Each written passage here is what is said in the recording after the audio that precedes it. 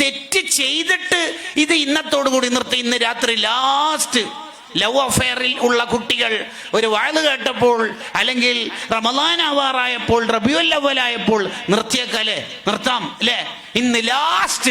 ഇന്ന് ലാസ്റ്റ് ആസ്വദിച്ച ആസ്വാദനം നാളത്തെ തെറ്റിന്റെ ചവിട്ടുപടിയാവുന്നതല്ലാതെ ബ്ലോക്ക് ആവില്ല. എന്നിട്ട് ബൂസ്തൂരി ഇമാം നമുക്ക് മനസ്സിലാവണ ഒരു ഉദാഹരണം പറയാം. ഇന്ന ത്വആമ യുഖവ്വി ശഹ്വതൻ നഹിമി. റപ്പായി ആയ ഒരാൾ, തീറ്റപ്പണ്ടാരമായ ഒരാൾ, അയാൾക്ക് ഫുഡ് കുറക്കണം എന്ന് പെട്ടെന്ന് ഒരു ക്ലാസ് കേട്ടപ്പോൾ, ഒരു മോട്ടിവേഷൻ ക്ലാസ് കേട്ടപ്പോൾ തോന്നി, അയാൾ തീരുമാനിച്ച്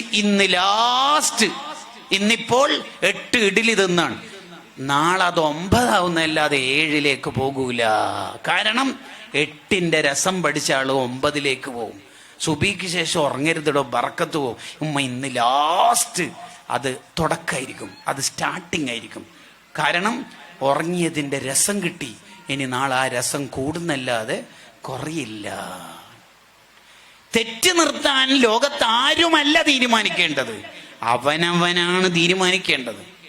വേറെ ആര് തീരുമാനിച്ചിട്ടും കാര്യമില്ല. അവനവൻ തീരുമാനിക്കണം, ഞാൻ തെറ്റ് ചെയ്യൂല. അവനവൻ തീരുമാനിക്കണം.